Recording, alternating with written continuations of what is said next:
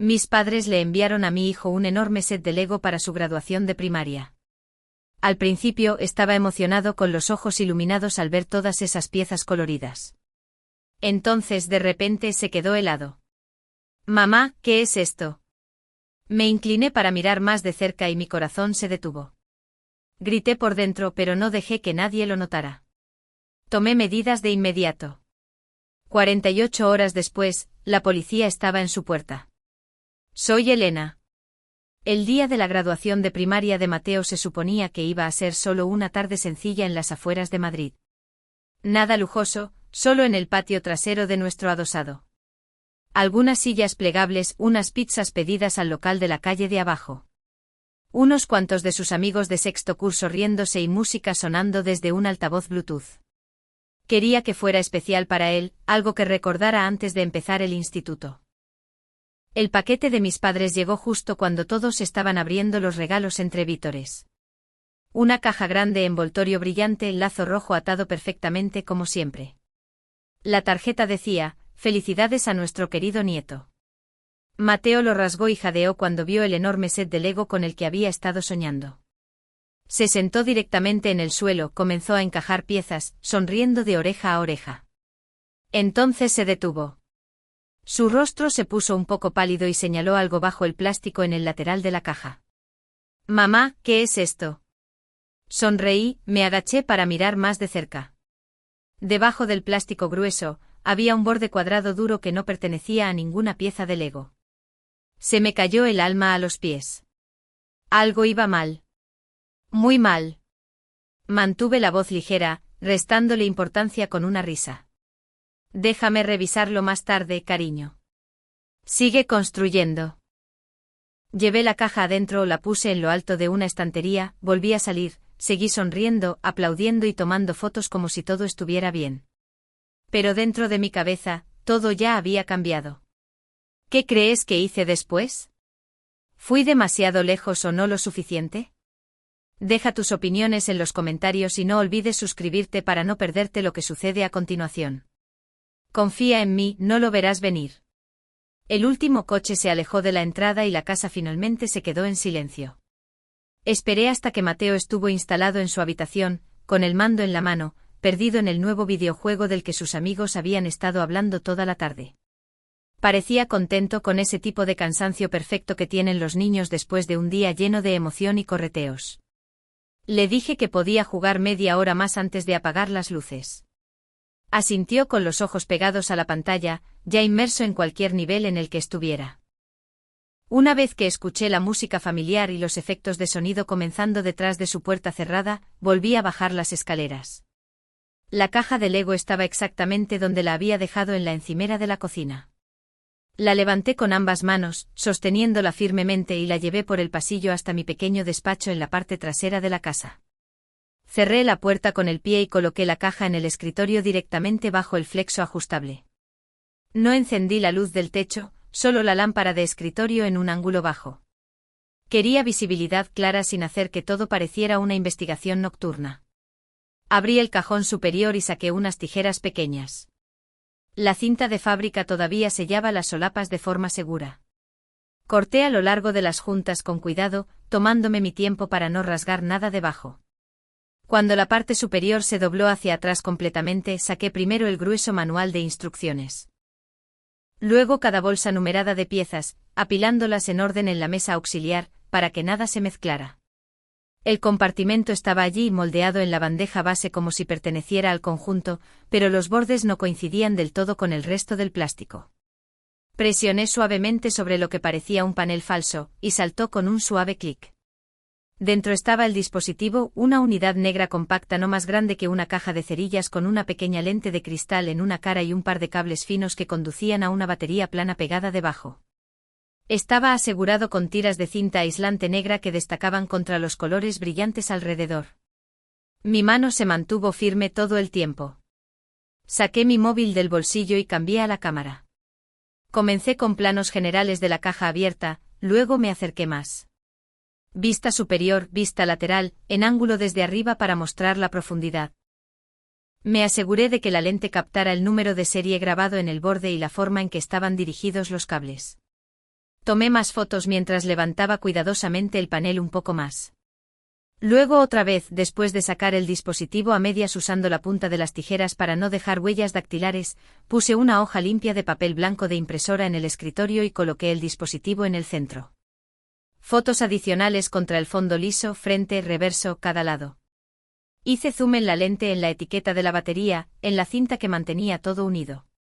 Cuando estuve satisfecha de tener suficiente documentación, deslicé el dispositivo en una bolsa de plástico con cierre zip que cogí del cajón de suministros. Saqué el aire, la sellé firmemente y luego la sellé una segunda vez por seguridad. Escribí la fecha en la bolsa con un rotulador negro y la doblé una vez antes de colocarla dentro del cajón inferior con llave de mi archivador, justo al lado de la carpeta con nuestros documentos importantes. Giré la llave y probé el tirador 2 veces. Me recosté en la silla y miré la caja ahora vacía. Las bolsas de Lego seguían selladas y organizadas. Quienquiera que hubiera hecho esto había abierto un set nuevo, añadido el dispositivo y vuelto a sellar todo para que pareciera intacto. Abrí mi móvil una vez más e hice una búsqueda rápida, solo lo básico. Forma, tamaño, lente, configuración de batería. En minutos estaba claro que esto no era ningún componente oficial de Lego. No pertenecía a ningún set jamás creado. Alguien lo había puesto allí deliberadamente. Borré el historial de búsqueda, apagué y encendí el móvil de nuevo por costumbre, y luego lo puse boca abajo sobre el escritorio. Salí del despacho en silencio y subí las escaleras. La puerta de Mateo todavía estaba entreabierta, tal y como a él le gusta. La empujé un poco más, lo justo para ver el interior. Se había quedado dormido con el mando sobre el pecho. La tele estaba en pausa en el menú del juego, iluminando la habitación suavemente con el brillo de la pantalla. Su respiración era profunda y regular. Entré, le quité el mando con cuidado, lo dejé en la mesilla de noche y le subí la manta hasta los hombros. No se movió. Me quedé allí unos segundos más mirándolo. Mañana se despertaría emocionado por construir ese set y yo tendría que averiguar cómo manejar esa conversación. Volví a cerrar la puerta casi del todo, dejando la habitual franja de luz del pasillo. Abajo, llené un vaso con agua del grifo de la cocina y me quedé mirando por la ventana. El jardín estaba oscuro, salvo por el resplandor de la luz del porche del vecino. Las sillas plegables estaban esparcidas donde las habíamos dejado, con un par de cajas de pizza vacías en la mesa de picnic. Mañana lo limpiaría todo. Esta noche tenía decisiones que tomar. Más tarde esa noche me hundí en el sofá del salón con el móvil en una mano y el portátil abierto en la mesa de centro frente a mí. La casa estaba completamente en silencio ahora. Nada de sonidos de videojuegos desde arriba, ni ruido de tráfico lejano desde la calle. Solo el suave zumbido del frigorífico en la cocina y el crujido ocasional de las tablas del suelo asentándose. No podía dormir. Todavía no, mi cerebro no se apagaba. La única pregunta que se repetía en bucle era simple pero pesada: ¿por qué harían esto?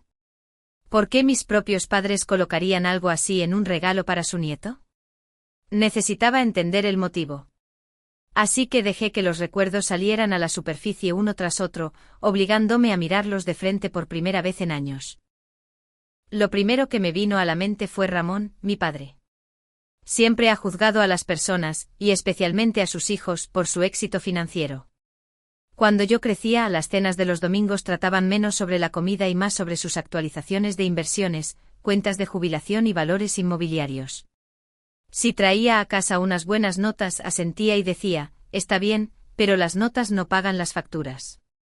Cuando conseguí mi primer trabajo a tiempo parcial a los 16 años, me sentó con una hoja de cálculo para rastrear cada nómina y gasto. El dinero es seguridad para el mañana. Pierde el control de él y lo perderás todo. Incluso después de que me mudé y comencé mi propia vida, el hábito continuó. Llamaba solo para ver cómo estaba y en cuestión de minutos preguntaba sobre mis aportaciones al plan de pensiones, o si estaba maximizando los ahorros para la Universidad de Mateo. No era un consejo, era supervisión. Siempre necesitaban tener el control sobre el dinero que no era suyo. Me ajusté la manta alrededor de los hombros. Esas conversaciones nunca se sintieron como preocupación, se sentían como propiedad. Ramón no soportaba la idea de que existieran recursos fuera de su influencia. Luego vino Carmen, mi madre. Ella era diferente, voz suave, abrazos cálidos, siempre la que suavizaba las cosas cuando Ramón se ponía demasiado cortante, pero su amabilidad tenía aristas.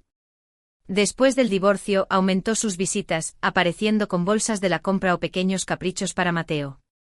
Me preocupa que te encargues de todo sola, cariño. Es mucho para una sola persona. Se sentaba en la mesa de mi cocina bebiendo té y enumeraba todas las formas en que ser madre soltera era un desafío. Los chicos necesitan estructura, disciplina. ¿Estás segura de que estás descansando lo suficiente para mantener la paciencia? Sonaba solidario en la superficie, pero cada comentario llevaba el mismo mensaje subyacente: no lo estaba gestionando lo suficientemente bien sin ayuda. Elogiaba a Mateo a la cara, luego me susurraba más tarde: es un niño tan bueno, pero le vendría bien más estabilidad. Se posicionaba a sí misma como la red de seguridad que yo aparentemente necesitaba. Siempre creyeron que yo no era lo suficientemente buena para tomar decisiones por mi cuenta. Dejé el teléfono un momento y me froté los ojos. El estilo de Carmen era más sutil que el de Ramón, pero el objetivo era el mismo: socavar la confianza, crear dependencia. El tercer recuerdo fue el más claro y el más doloroso: el fondo fiduciario.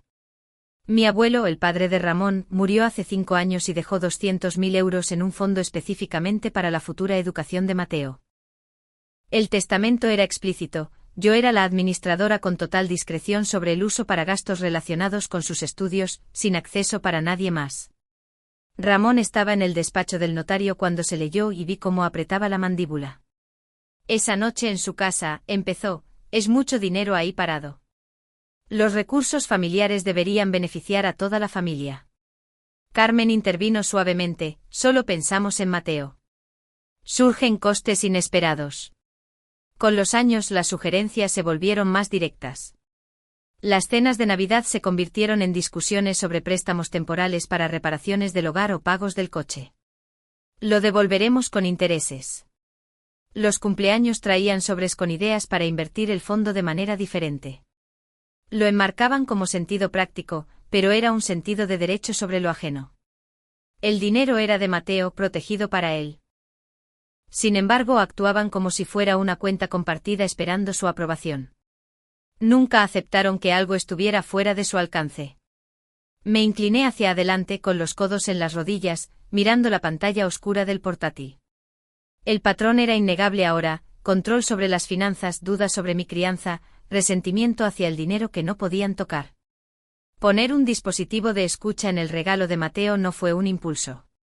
Fue un paso calculado de reconocimiento para recopilar información, armar un caso, reunir pruebas de que yo estaba fallando para que pudieran justificar intervenir en el fondo fiduciario por influencia, o por lo que viniera después.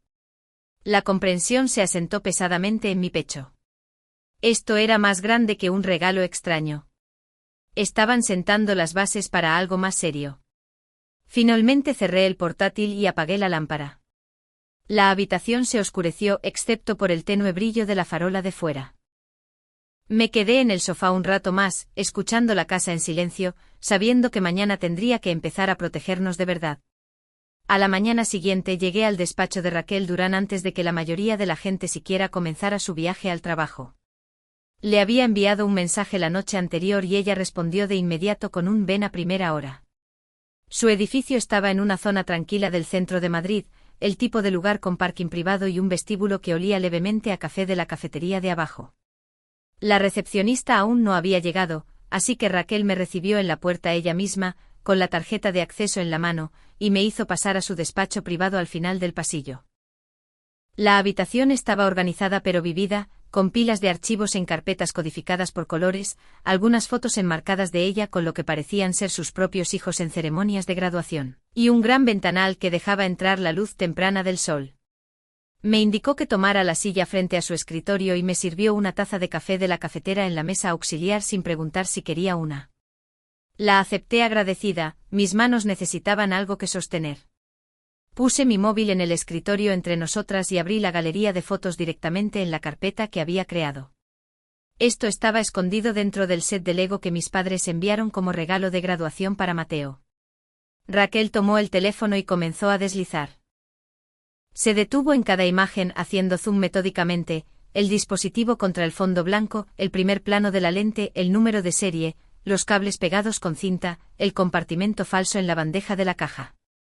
Su rostro permaneció neutral, de la forma en que lo hacen los abogados cuando procesan información, pero la vi detenerse más tiempo en la toma que mostraba lo limpiamente que había sido instalado. Esto es una grabadora de audio y rastreador GPS combinados, dijo, dejando finalmente el teléfono con cuidado. No es un complemento de juguete. Alguien modificó un set sellado de fábrica para incluir esto. Eso es lo que pensé. Mi voz salió más firme de lo que me sentía. Está guardado bajo llave ahora, sin tocar desde estas fotos. Perfecto. Se lo entregaremos a un perito forense cuando llegue el momento. La cadena de custodia comienza contigo. Hizo una nota en su cuaderno. Explícame por qué crees que tus padres están detrás de esto. Le di la versión resumida, el patrón de toda la vida de supervisión financiera de Ramón, el sutil menosprecio de Carmen, la presión repetida en torno al fondo fiduciario de Mateo. Me mantuve en los hechos, sin emociones extra. Ella escuchó moviendo el bolígrafo rápidamente, ocasionalmente pidiendo aclaraciones sobre fechas o conversaciones específicas. Cuando terminé, volvió una página atrás en sus notas. Hice comprobaciones preliminares después de tu mensaje de anoche. Ramón y Carmen aún no han presentado una petición formal de tutela. Sin embargo, se han puesto en contacto con el secretario del juzgado de familia, han presentado un formulario de consulta y han enviado un aviso de intención de solicitar la tutela temporal. Sus razones declaradas citan preocupaciones sobre tu estabilidad financiera y bienestar emocional como madre soltera después del divorcio. Sentí que el aire salía de mis pulmones. No tienen motivos. He mantenido a Mateo completamente por mi cuenta. Exactamente. Lo que hace que este dispositivo sea crítico. Raquel tocó la pantalla del teléfono. Es precisamente por eso que necesitan vigilancia, para fabricar pruebas contra ti. Una discusión grabada en un mal día, preocupaciones de dinero dichas en voz alta, cualquier cosa que puedan editar o sacar de contexto para pintarte como no apta. Se giró hacia su ordenador y sacó un documento. El fondo fiduciario es un factor importante aquí. 200.000 euros de tu abuelo designados únicamente para la educación de Mateo contigo como única fideicomisaria. Si obtienen la tutela, incluso temporal, meten un pie en la puerta para las decisiones financieras. Has mencionado sus sugerencias pasadas de pedir prestado de él múltiples veces, reparaciones del coche, problemas de la casa, emergencias familiares. Yo siempre lo enmarqué como a corto plazo, siempre con promesas de devolverlo. Ese es el ángulo. Hacerte parecer irresponsable por no utilizar los recursos disponibles mientras se presentan a sí mismos como la opción prudente. Raquel cerró el archivo. Están en la fase de preparación, reuniendo información y construyendo la narrativa. Que no haya una presentación de emergencia significa que no hay retirada inmediata de Mateo, pero no podemos esperar pasivamente. ¿Qué hacemos ahora? Preparamos el contraataque. Documenta cada interacción con ellos desde hoy en adelante. Guarda mensajes de texto, correos electrónicos, mensajes de voz. Mantén un registro de cualquier solicitud de visita y cómo se manejan bajo el horario actual. Compilaremos tus registros financieros, ingresos estables, facturas pagadas, contribuciones de ahorros, informes escolares de Mateo, declaraciones de profesores si es necesario. El dispositivo se convierte en nuestra pieza central, vigilancia ilegal por parte de los abuelos intentando socavar los derechos parentales. Me entregó una lista impresa. Empieza a recopilar estas referencias de amigos, notas del pediatra sobre el bienestar de Mateo. En el momento en que presenten la solicitud oficialmente, responderemos con nuestra propia moción destacando la alienación y la violación de la privacidad. Con pruebas físicas como esta, los jueces se lo toman en serio. Doblé la lista y la metí en mi bolso. El café se había quedado frío, pero me lo bebí de todos modos. Por primera vez desde que descubrí el dispositivo, sentí suelo bajo mis pies. No pánico sino propósito. Raquel se levantó para acompañarme a la salida. ¿Esperan dudas o ira de tu parte? No les des ninguna de las dos cosas. Mantente metódica. Lo haré. Lo decía en serio. En el ascensor de bajada, vi descender los números. Pensaban que estaban reuniendo ventaja contra mí. En cambio, me habían dado el arma más fuerte posible. Unos días después, llegó el fin de semana, aquel en el que la orden judicial temporal permitía a mis padres llevarse a Mateo durante unas horas para organizar su propia segunda celebración de graduación. Raquel me había advertido que sucedería a menos que tuviéramos motivos para bloquearlo por completo. El juez había mantenido los derechos de visita de los abuelos por ahora, limitados solo a lugares públicos durante el día. Recogida y entrega en un lugar neutral, sin pernoctaciones. Odiaba cada parte de ello, pero me apegué a la letra de la orden. El viernes por la noche desempaqueté el reloj inteligente que había pedido con entrega urgente. Parecía divertido, pantalla brillante, juegos, mensajes de texto básicos, pero la verdadera característica era el botón de SOS oculto. Una pulsación larga enviaba un aviso de GPS inmediato a mi teléfono y comenzaba a grabar audio durante hasta 30 minutos. Llamé a Mateo a la cocina después de la cena. Se subió a un taburete, curioso. Le deslicé el reloj en la muñeca y ajusté la correa. Esto es importante, ¿vale?, dije, manteniendo mi tono ligero pero serio. Mañana, cuando vayas con el abuelo y la abuela, si algo te parece raro, si te llevan a un lugar diferente al parque que acordamos, o si simplemente te sientes incómodo, presiona este botón aquí y manténlo pulsado. Estudió la pantalla. ¿Qué hace? Me envía tu ubicación exacta al instante y me deja escuchar lo que está pasando. Iré a buscarte de inmediato. Sin preguntas, sin problemas. Asintió lentamente. Como una cosa de emergencia. Exactamente. Úsalo solo si me necesitas, pero no lo dudes. Flexionó el brazo probando el ajuste. Mola. Parece un gadget de agente secreto. Logré sonreír. Tu propio refuerzo personal. El sábado por la mañana llegó demasiado rápido. El punto de encuentro era el aparcamiento de un centro comercial muy concurrido. Cámaras por todas partes, gente alrededor. Difícil argumentar que no era público. Llegué 20 minutos antes, aparqué cerca de la entrada y esperé con el motor en marcha. Mateo se sentó a mi lado con la mochila en el regazo, charlando sobre lo que quería construir primero con el set de Lego, que seguía esperando sin abrir, en casa. Yo escuchaba asintiendo, pero mis ojos permanecían en el reloj. Su todoterreno plateado entró exactamente a tiempo. Ramón al volante, Carmen a su lado sonriendo a través del parabrisas, y Beatriz en el asiento trasero inclinándose hacia adelante para saludar. Mateo me dio un abrazo rápido, prometió enviar un mensaje de texto cuando pudiera y saltó fuera. Lo vi caminar hacia allí, subir a la parte trasera y abrocharse el cinturón. Saludaron mientras conducían hacia la salida. El plan acordado era sencillo: almuerzo rápido en un restaurante familiar, luego el parque grande con zona de juegos y áreas de picnic para juegos y una pequeña tarta. De vuelta a las 4 en punto. Me fui a casa e intenté mantenerme productiva, lavadoras, correos electrónicos, cualquier cosa para mantener mis manos ocupadas. Revisaba la aplicación del reloj cada 30 minutos. Pings normales alrededor de tiendas y restaurantes, nada inusual. Entonces, pasadas las 2, mi teléfono vibró con fuerza en la encimera. Banner de alerta roja, SOS activado. Ubicación en vivo transmitiéndose, alejándose de la ruta del parque, dirigiéndose directamente a su vecindario en las afueras. No pensé. Agarré las llaves y el teléfono y estaba en el coche antes de que terminara el sonido de la notificación. Mientras conducía, marqué el 112. La operadora respondió de inmediato. Estoy informando de una violación de un acuerdo de visitas ordenado por el tribunal. Mi hijo Mateo está con sus abuelos bajo un horario temporal que requiere todas las actividades en público. Su dispositivo de emergencia acaba de activarse y el GPS muestra que lo están llevando a su domicilio privado en su lugar. Tiene 11 años. Ella tomó los detalles con calma. Nombres, referencia del caso, transmisión de ubicación actual que leí de la aplicación. Se están enviando unidades. Manténgase en la línea si es posible, señora. Estoy en camino ahora. Dígales que llegaré pronto. Las calles se desdibujaron. Me mantuve por debajo del límite de velocidad lo justo para que no me pararan, con las manos blancas sobre el volante. Cada semáforo en rojo se sentía eterno. Giré en su calle 15 minutos después.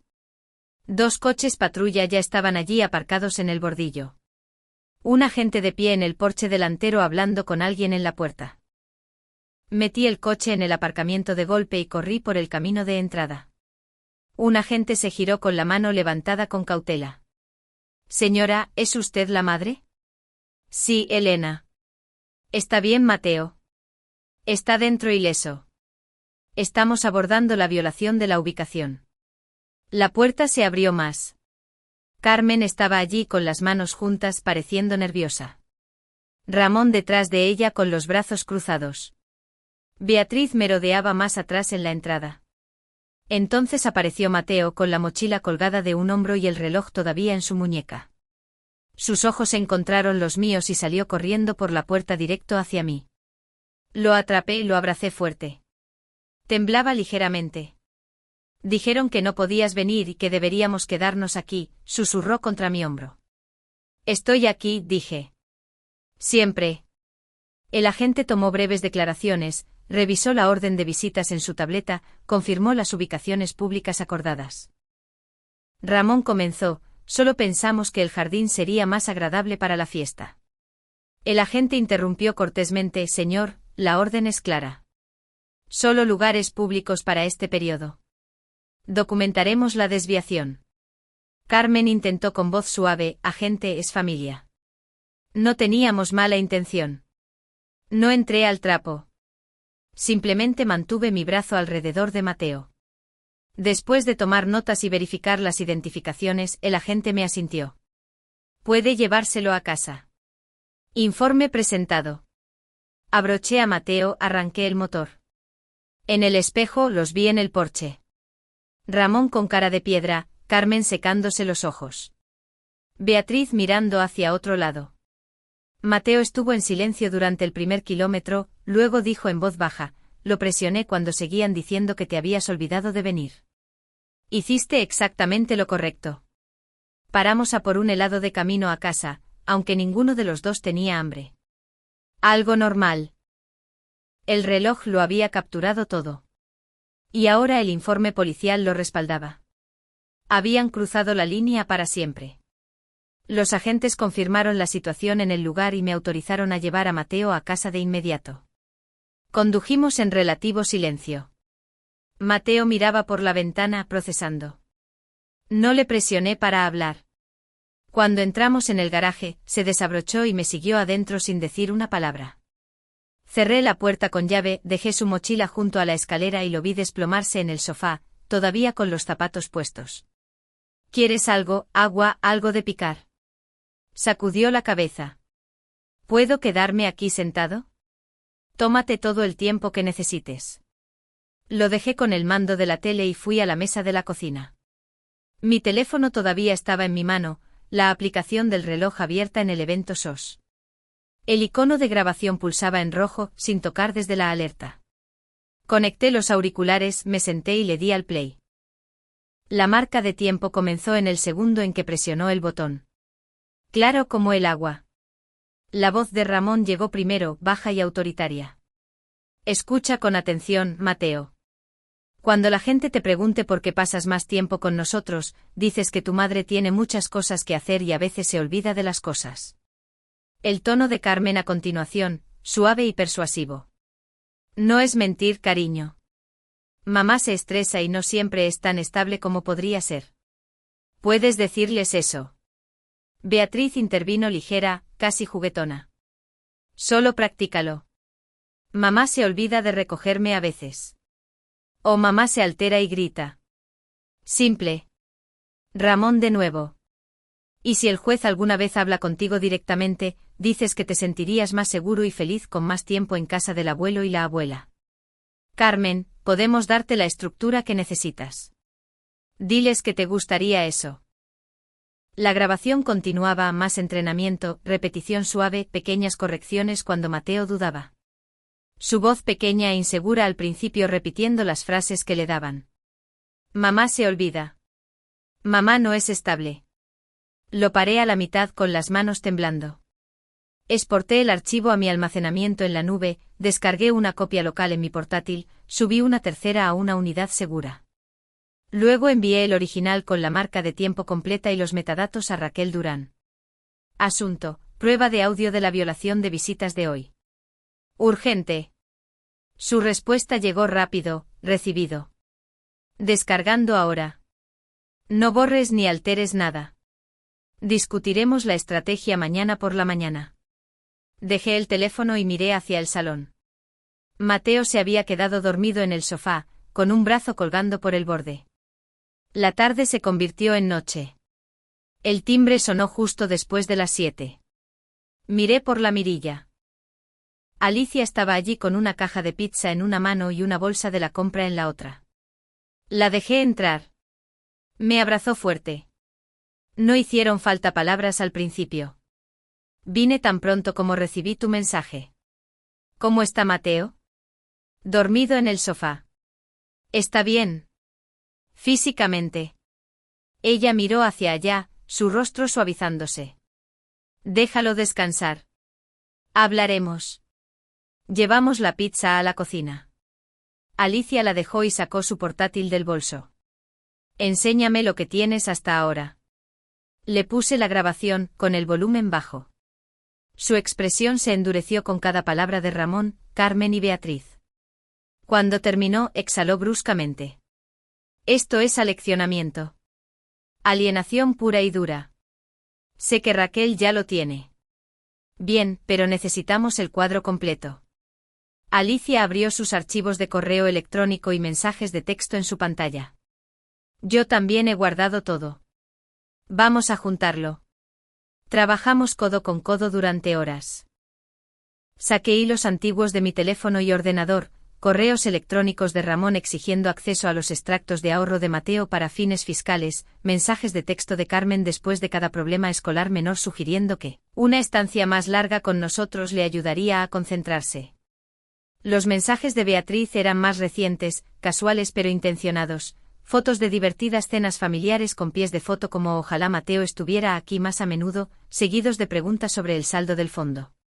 Alicia encontró una cadena de hace 2 años donde Ramón enviaba consejos de inversión para el fondo, insistiendo en que lo moviera a una cuenta que él pudiera monitorear.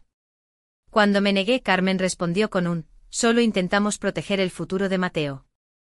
Imprimimos los intercambios clave, resaltamos fechas y frases que mostraban el patrón: presión financiera, dudas sobre la crianza, intentos repetidos de inmiscuirse en las decisiones.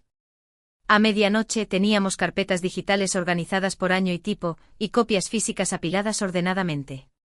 Todo con capacidad de búsqueda y marca de tiempo listo para Raquel.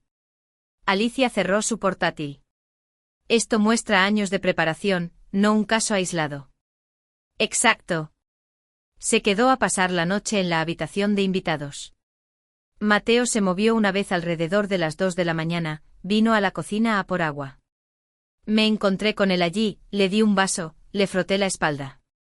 Mal sueño. Solo sed. Vuelve a dormir. Estoy aquí mismo. Asintió y volvió al sofá. Regresé a la mesa, mirando las carpetas. El audio era la prueba definitiva. La historia era el motivo. Habían guionizado a mi hijo para traicionarme. Pero ahora cada palabra estaba grabada, cada intento documentado, y estábamos lejos de terminar de armar el caso. 2 meses después, la vista completa se desarrolló en el juzgado de familia en el centro de Madrid. El edificio ya me resultaba familiar, controles de seguridad, pasillos con eco, la tensión silenciosa de la gente esperando que llamaran a sus casos. Llegué temprano, vestida de manera sencilla pero profesional. Raquel Durán a mi lado cargando una carpeta gruesa. Mateo estaba en el colegio, la jueza había dictaminado que no necesitaba estar presente para esto. Tomamos asiento en la mesa del demandante.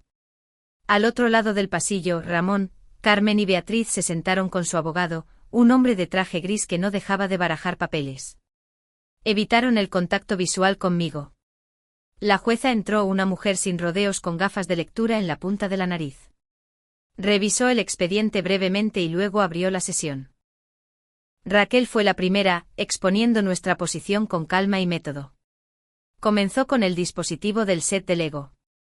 El informe forense se presentó como prueba a análisis profesional confirmando que era una adición posterior a la fabricación capaz de transmisión de audio en tiempo real y rastreo GPS. Cadena de custodia documentada desde mi bolsa sellada hasta el laboratorio. Luego vino la grabación del reloj. Raquel reprodujo segmentos clave en audiencia pública. Las marcas de tiempo visibles en la pantalla. Las instrucciones directas de Ramón. El tono persuasivo de Carmen. El ligero aliento de Beatriz. Los tres guiando a Mateo para memorizar y repetir frases diseñadas para retratarme como olvidadiza y emocionalmente inestable. La jueza escuchó atentamente, pausando ocasionalmente la reproducción para tomar notas. Luego el historial de comunicación. Raquel proyectó capturas de pantalla, años de correos electrónicos de Ramón solicitando detalles financieros, mensajes de texto de Carmen cuestionando mis opciones de crianza tras cada pequeño problema, mensajes de Beatriz refiriéndose al fondo fiduciario como un recurso que la familia debería utilizar sabiamente. Patrones destacados, intentos repetidos de acceder a las cuentas, insinuaciones de incapacidad, sugerencias de que Mateo se beneficiaría de más tiempo bajo su cuidado. Raquel conectó los puntos. Esto no fue sobreprotección aislada. Fue una campaña sostenida de control que culminó en vigilancia ilegal y aleccionamiento directo de un menor para proporcionar declaraciones guionizadas contra su cuidadora principal. Su abogado argumentó los derechos de los abuelos, preocupación por el bienestar del niño, falta de intención de dañar. Trató de minimizar el dispositivo como una herramienta de seguridad y la grabación como orientación malinterpretada, pero la evidencia era concreta, física, grabada, fechada. Los alegatos finales fueron breves. Raquel enfatizó la coordinación deliberada, planificar la vigilancia, violar los términos de visita para crear la oportunidad, entrenar un lenguaje específico para un uso judicial potencial. Todo dirigido a ganar influencia sobre Mateo y su fondo protegido. La jueza ordenó un receso para deliberar. Esperamos en el pasillo. Raquel revisó notas. Bebí café malo de la máquina expendedora. Menos de una hora después, nos llamaron de vuelta. La jueza habló claramente desde el estrado. La evidencia presentada demuestra un patrón de comportamiento que va más allá de la preocupación razonable de unos abuelos. La instalación de un dispositivo de vigilancia no autorizado en el regalo de un niño, la violación de los parámetros de visita ordenados por el tribunal y el aleccionamiento grabado del menor para hacer declaraciones negativas sobre la demandante constituyen una grave interferencia con los derechos parentales. Esta no es una decisión aislada tomada con prisas. Este es un plan coordinado con pasos sistemáticos diseñados para socavar la custodia de la madre y obtener acceso a los recursos financieros del niño. Tales acciones equivalen a alienación parental y presentan un riesgo claro para la salud psicológica del menor. Denegó la petición de tutela en su totalidad. Se me otorgó la patria potestad y la guarda y custodia exclusivas, autoridad única para la toma de decisiones, sin consulta requerida con la familia extendida. Se emitieron órdenes de alejamiento de inmediato contra Ramón, Carmen y Beatriz, sin contacto directo o indirecto con Mateo, incluidas llamadas telefónicas, mensajes, redes sociales o acercarse a menos de 500 metros de su casa, colegio o actividades. Cualquier violación desencadenaría procedimientos por desacato y delito penal. El fondo fiduciario permaneció bajo mi control exclusivo como administradora, intacto y protegido para el futuro de Mateo. Se levantó la sesión. Salí a la brillante luz de la tarde sintiéndome más ligera de lo que me había sentido en años. Las consecuencias prácticas fueron rápidas y permanentes. Bloqueé todos los números y correos electrónicos conocidos asociados con ellos ese mismo día. Actualicé los contactos de emergencia en el colegio y el pediatra. Cambié algunas cuentas online por si acaso. 3 semanas después, nos mudamos a una casa nueva en un barrio diferente.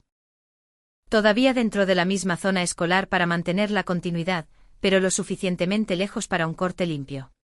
Pintura nueva en las paredes, nuevas rutinas. Mateo eligió el color de su propia habitación. Se recuperó constantemente. El primer mes tuvo preguntas ocasionales. ¿Volveré a ver a la abuela alguna vez? Pero las sesiones de terapia le ayudaron a procesar la confusión. Para el segundo mes estaba construyendo elaboradas creaciones de Lego sin dudar, invitando a amigos, hablando sobre las pruebas para el equipo del instituto. El fondo fiduciario continuó creciendo silenciosamente en sus inversiones conservadoras, esperando cualquier universidad o camino que él eligiera en el futuro. No más golpes inesperados en la puerta. No más invitaciones navideñas cargadas de tensión. No más comentarios velados sobre dinero o crianza. El silencio de ese lado fue absoluto. Y así permaneció. La gente a veces me pregunta si me siento culpable por cortar la relación con mis propios parientes de sangre. La respuesta es simple, no. No cuando la alternativa era permitir la erosión gradual de la confianza y la seguridad de mi hijo. Porque aquí está la verdad que aprendí a través de todo esto: a veces, las personas que comparten tu sangre son las capaces de causar el daño más profundo.